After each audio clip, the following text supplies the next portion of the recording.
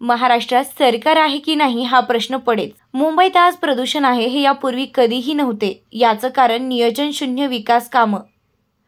मुंबई व्यतिरिक्त संपूर्ण महाराष्ट्रात गारपीट आणि अवकाळी पावसानं नुकसान झालं आहे। मी सुद्धा 2.5 वर्ष मुख्यमंत्री होतो। सर्व माहिती एका जागेवर मिळत असते, पण सध्याचे मुख्यमंत्री तेलंगणात प्रचार करत फिरत आहेत।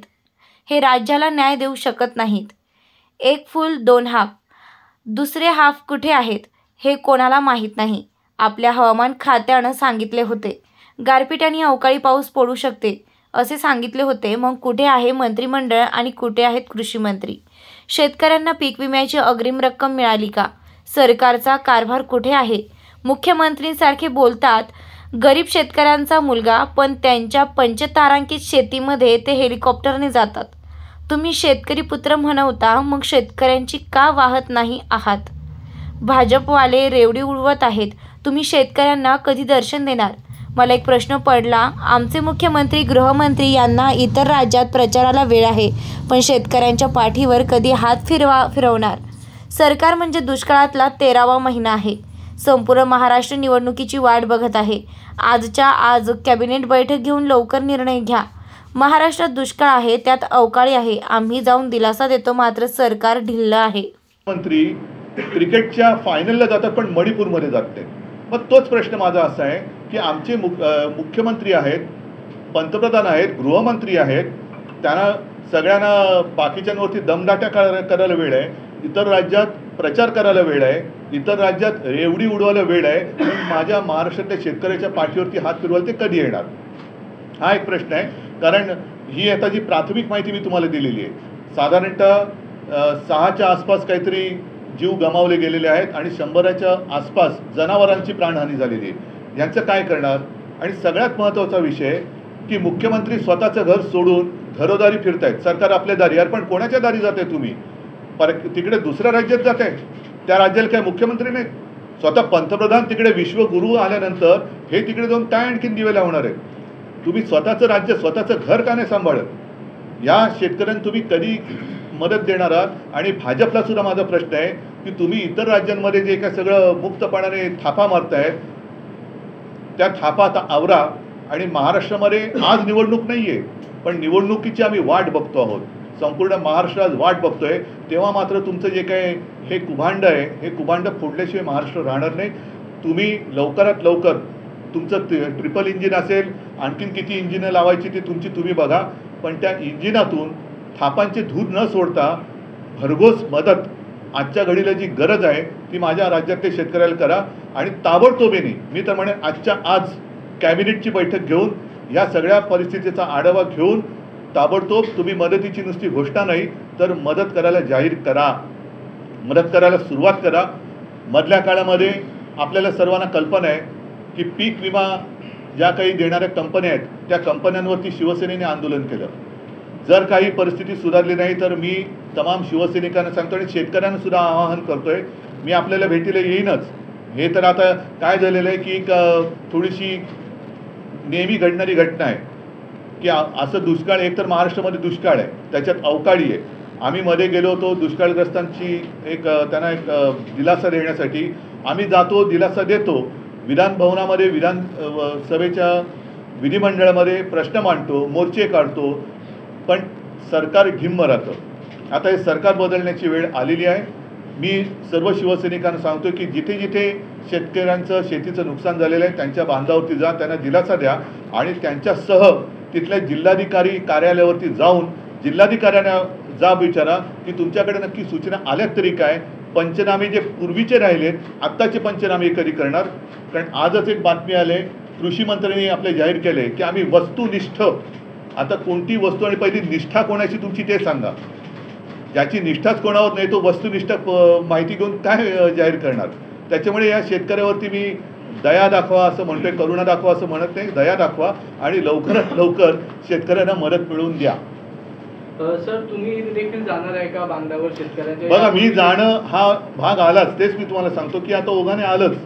आम्ही जातो, शेतकऱ्यांना, शेतकरी बिचारे धाय मोकलून रडतात। पण काल सुद्धा एक मंत्री गेले असताना शेतकऱ्यांनी त्यांना विचारलं की तुम्ही काय मदत करणार असेल तर या, फुकाच्या गोष्टी करायच्या असेल तर निघून जा। तर निघून जा. ही जबाबदारी सरकारची आहे. आम्ही तर जाऊच, पण पहिले सरकार म्हणून जर अस्तित्वात आहे की नाही ह्याचा कुठेतरी सोक्षमोक्ष लागला पाहिजे. कारण हे आपलं घरदार वाऱ्यावरती सोडून दुसऱ्यांच्या घरामध्ये जर प्रचाराला जात असतील तर मग हे उपयोग काय? ह्या मुख्यमंत्र्याचा आणि उपमुख्यमंत्र्याचा उपयोग काय राज्याला? घर सोडून दुसऱ्याची घरं तुम्ही म्हणजे त्यांची पण बरबादीच करायला जातात थापा मारून. आज बघितलं तर मला वाटतं कुठे तेलंगणात गेलेत वाटतं का महाराष्ट्र उघडा पडलाय, महाराष्ट्राच्या वरती गारपीट झालेली आहे, मृत्युमुखी पायी पडलेत, शेतकऱ्यांची वाताहत झालेली आहेत, घरदारं उद्ध्वस्त झालेत आणि तुम्ही प्रचाराला तिकडे जातात. लाज नाही वाटत? मग मी हे बोलल्यानंतर स्वतःच्या पंचतारांकित शेतीमधनं पुन्हा हे सांगणार की गरीब शेतकऱ्याचा मुलगा मुख्यमंत्री झाला. 2 दिवसात 16 ते 17 जिल्ह्यांमध्ये जे आहे ते गारपीट आणि अवकाळी पावसाचं नुकसान झालंय आणि त्यावरती शासन लक्ष ठेवून असं धनंजय मुंडे कृषी मंत्री म्हणजे काय करते नेमकं काय? आधी तुम्ही लक्ष ठेवून आहात. पहिलं तुम्ही जी घोषणा केली होती गेल्या 1-1.5 वर्षामध्ये जेवढी जेवढ्या नैसर्गिक आपत्त्या आल्या त्याच्यात खरोखर किती मदत केली? साधी गोष्ट आहे. आमचं सरकार यांनी गद्दारी करून पाडण्याच्या आधी जो आमचा अर्थसंकल्प जाहीर झाला होता त्यावेळेला जी कर्जमुक्ती आम्ही केली होती त्यातली एक शेवटची गोष्ट राहिली होती, कारण करोनाच्या संकटात अर्थव्यवस्था डगमगली होती. पण त्याही काळात याच शेतकऱ्यांनी आपली अर्थव्यवस्था तारून धरली होती आणि 50,000 रुपये एक प्रोत्साहनपर राशी नियमित कर्ज परतफेड करणाऱ्याला आम्ही जाहीर केली होती, द्यायला सुरुवात झाली होती. तिचं आता पुढे काय झालं ती सुद्धा देत आहे की नाही? दुष्काळग्रस्त भागामध्ये तुमचे पंचनामे झालेत की नाही? झाले असते तर मदत किती दिली?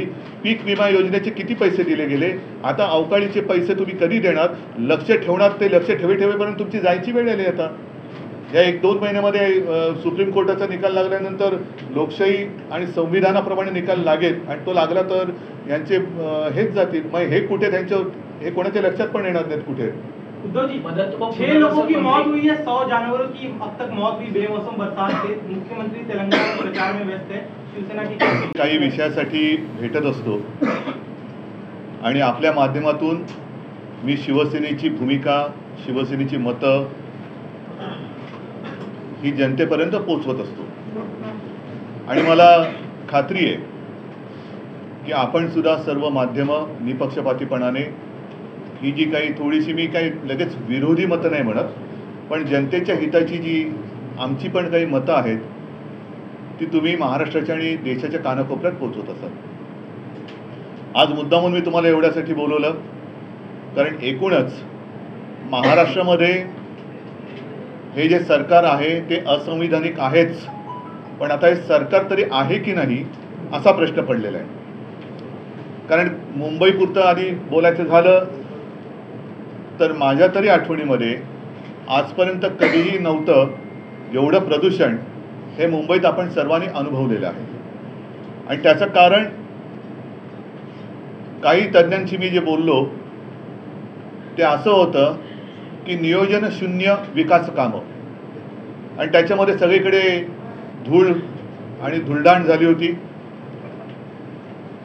ते प्रदूषण बघितल्यानंतर आपल्या असंविधानिक मुख्यमंत्री आणि सरकारने असं जाहीर केलं होतं की मुंबईचे रस्ते आम्ही धुवू आणि कृत्रिम पाऊस पाडू. यांच्याकडचं सगळंच कृत्रिमच आहे, पण तो कृत्रिम पाऊस सुद्धा त्यांना पाडता आला नाही. सुदैवाने, मी मुंबईपुरतं बोलतोय सुदैवाने, की पाऊस पडला आणि हे प्रदूषण थोडंसं ओसरलं असावं असं वाटतं.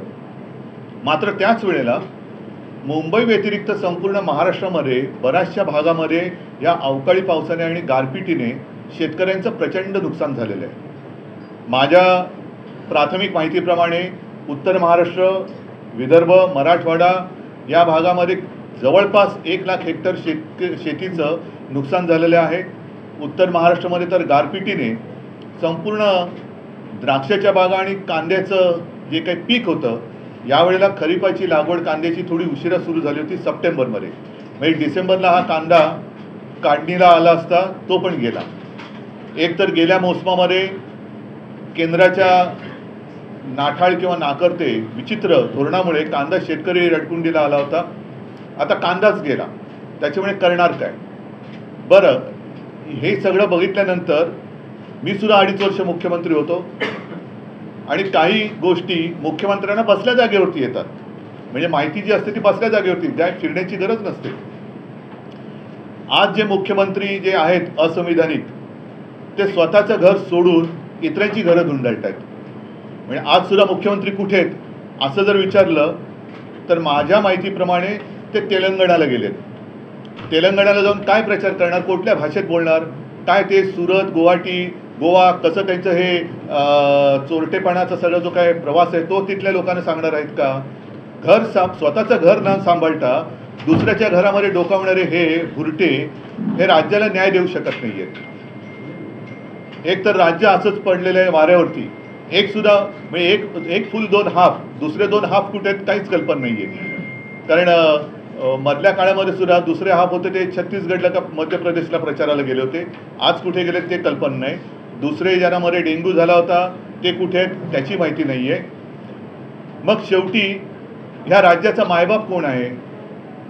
विशेष म्हणजे मी जे मगाशी सांगत होतो की काही गोष्टी या मुख्यमंत्र्यांना माहिती मिळत असते. ती माहिती अशी आहे की साधारणतः गेल्या काही दिवसांपूर्वीच आपल्या हवामान खात्याने एक इशारा दिला होता की या काळामध्ये अवकाळी पाऊस होऊ शकतो, गारपीट होऊ शकते.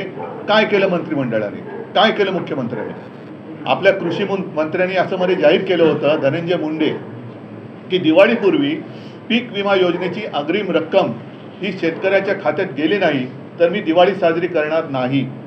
मला तर काय ते नंतर दिसले नाही. दिवाळीमध्ये फटाक्यांचा आवाज ऐकू आला पण मुंडेंचा आवाज कुठे ऐकू नाही आला. त्यांनी कुठे फटाके वाजवले मला काही त्याची माहिती नाही आहे. मग शेतकऱ्यांना पीक विमा योजनेची अग्रिम का होईना रक्कम मिळाली का, त्यांच्या खात्यात जमा झाली का, मिळाली असेल तर किती मिळाली, किती जणांना मिळाली? आणि जी काही माहिती आहे ते काही जणांची तर थट्टा झालेली आहे. 20-20 रुपयाचे चेकसुद्धा मिळालेले आहेत. मग कारभार कुठे? हे पूर्णपणे स्वतःची खुर्ची सांभाळण्यासाठी जेवढ्या दिल्ली वारे करतायत तेवढं हे जरा यांच्यावरती काय बोलल्यानंतर आमचे मुख्यमंत्री जे आहेत गद्दार ते गळा काढतात की गरीब शेतकऱ्याचा मुलगा, गरीब शेतकऱ्याचा मुलगा. आदर आहे तुमच्या शेतीबद्दल, आदर आहे, पण गरीब शेतकऱ्याची पंचतारांकित शेती, ज्या शेतीमध्ये हे हेलिकॉप्टरने जातात, मी तर म्हणतो अशी शेती आणि असं वैभव माझ्या साध्या आणि छोट्या शेतकऱ्याला सुद्धा लाभो ही मी देवाच्या चरणी प्रार्थना करतो की इतर कोणाचंही शेत असं नसेल पंचतारांकित. आणि शेतकरी बिचारा त्याची पायवाट तुडवत जातो, रात्री अपरात्री वीज नसताना शेतीमध्ये पाणी द्यायला जातो, मग त्याला सर्पदंश होतो, विंचू चावतो. असं या पंचतारांकित शेतीमध्ये होत नाही. पण तिकडे जाऊन गळा काढतात. मग ह्या शेतकऱ्याच्या पुत्राने पंचतारांकित शेतीमधनं ह्या शेतकऱ्यांची चिंता का ते वाहत नाही आहेत? आणि हे जे रेवडीबाज आहेत भाजपवाले, इतर राज्यांमध्ये निवडणुका असताना रेवडी उडवत आहेत. आम्ही तुम्हाला आम्ही ती इलेक्शन कमिशनकडे विचारणा केली, त्याचं उत्तर यायचं आहे की रामलल्लाचं दर्शन, ह्याचं दर्शन, त्याचं दर्शन. अहो तुमचं दर्शन शेतकऱ्याला कधी देणार? तुम्ही जे काय तिथे रेवड्या उडवत आहेत, 400 रुपयात गॅस सिलेंडर, इतक्या रुपयात हे देणार, तितक्या रुपयात ते देणार. मग महाराष्ट्राने काय तुमचं पाप केलेलं आहे? महाराष्ट्रामध्ये निवडणुका आल्यानंतर तुमच्या तिजोरीची दारं उघडल्यासारखी दाखवणार. पण तोपर्यंत माझ्या महाराष्ट्रातल्या शेतकऱ्याचं आणि एकूण महाराष्ट्राचं जे काय संपूर्ण वाट लागणार आहे त्याची जबाबदारी तुम्ही घेणार आहात की नाही? आणि मध्ये मला खरंच एक प्रश्न मला पण पडला. मला राज्यात काही तालुक्यात आणि जिल्ह्यात दुष्काळ जाहीर केला, म्हणजे दुष्काळाचं संकट आहेच, त्याच्यासाठी तुम्ही काय केलं? आज सुद्धा कितीतरी टँकर सुरू आहेत आणि आमचे हे गद्दार म्हणतात आम्ही मुंबईचे रस्ते देऊ. पाणी कुठून आणणार? पाण्याचा नाश करतायत. तर एक तर दुष्काळात हा सरकारचा 13वा महिना आहे. दुष्काळात 13वा महिना म्हणतात, तसं सरकार म्हणजे 13वा महिना आहे दुष्काळातला.